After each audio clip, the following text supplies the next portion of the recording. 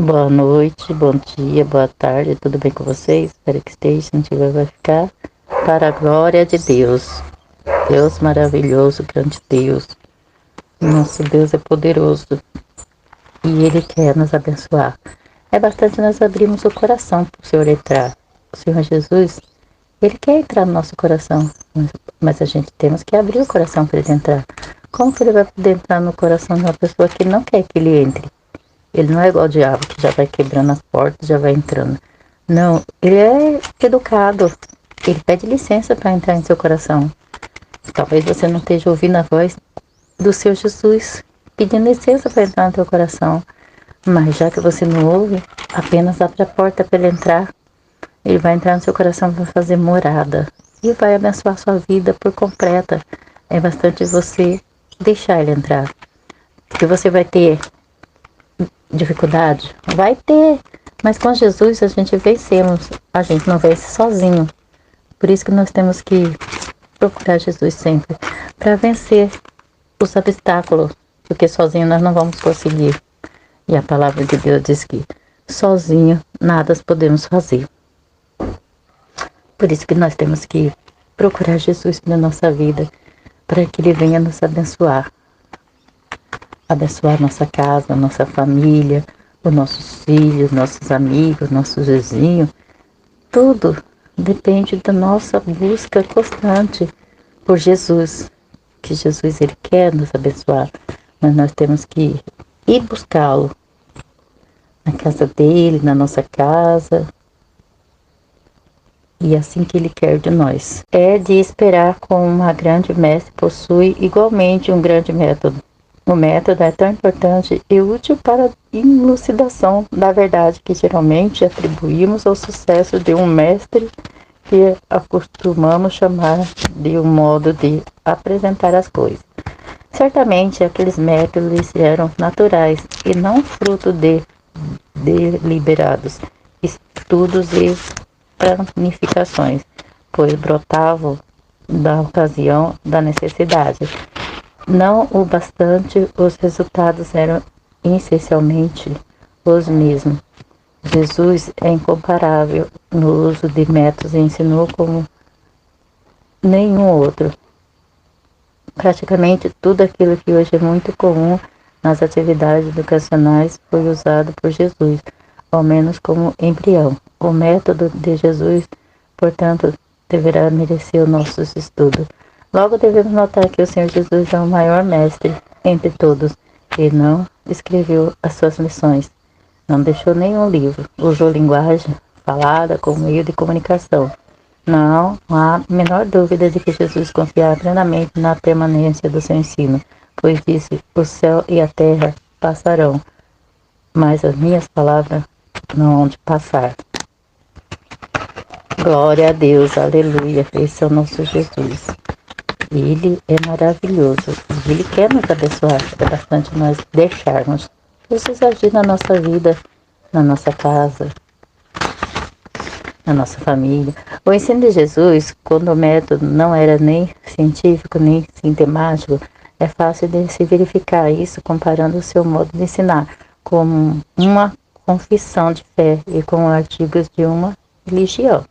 Um dos exemplos mais fortes do uso de lição objetiva pelo mestre é quando ele tomou um menino e pôs no meio dos discípulos para ensinar qual deve ser a atitude que devemos tomar para com o reino de Deus. Os discípulos pensavam que o reino era algo com escalas e ordens hierárquicas, portanto, com promoções e distinções especiais. Assim, as ambições e o egoísmo ocupavam seus corações, e desde então discutiu qual deles seria o maior. Aí a pergunta de Cristo: quem é, porventura, o maior no reino de Deus? Ao que parecer ser qualquer palavra ou explicação, chamou uma criança e pôs no meio deles, observando eles a inocência e desinteresse e a simplicidade específicas nas crianças.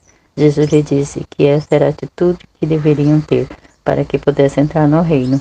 E daí acrescentou: quem, pois, se tornar humilde como esse menino, esse será o maior no reino dos céus.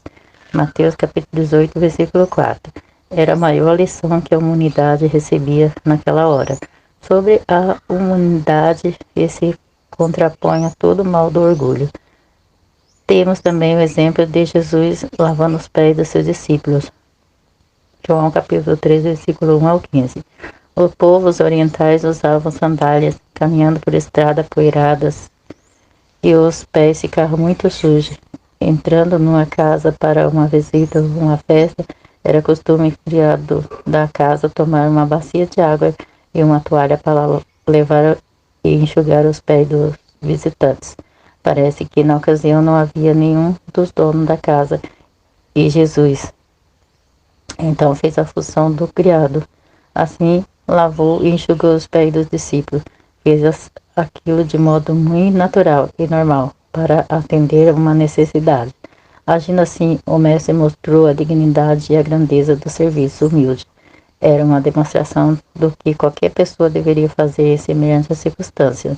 Esta foi uma das mais expressivas lições de Jesus em sua vida.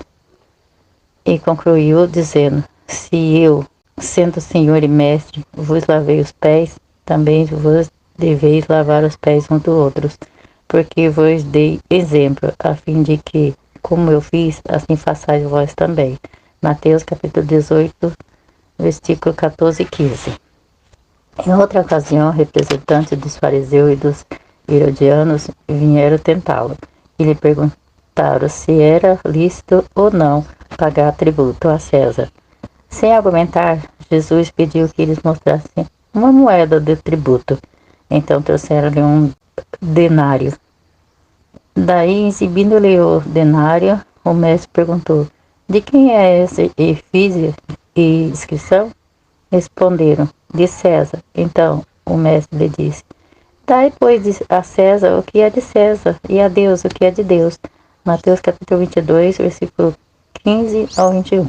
Jesus evidenciou as duas lições ao usar aqueles objetos. Primeiro, por um lado, chamou a atenção, observamos que há êxito a se empregar esse método. Segundo, por outro lado, usou como instrumento para ensinar o dever de se pagar tributos, mesmo que fosse a César, e também o nosso devedor de oferecer ao Senhor, visto que aquilo que possuímos pertence a Ele. Muito provavelmente, nenhuma outra afirmativa de Jesus tinha sido mais citada do que essa no decorrer do século. Assim, temos abundante prova de que Jesus usou lições objetivas para tornar seu ensino mais atrativo, mais claro, mais impressionante. Alguns dos seus ensinamentos mais citados foram assim apresentados. Podemos usar como método se desejarmos.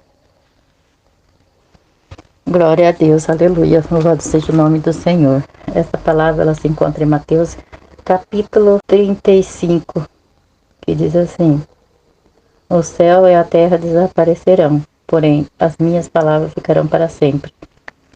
Glória a Deus, aleluia. Pai amado, Pai misericordioso, abençoa essas pessoas, Senhor, toma elas nas tuas mãos, Senhor Deus, e ajuda elas a vencer. Pai, é o que eu te peço e agradeço, em nome do Senhor Jesus. Fique todos na paz, Senhor Jesus.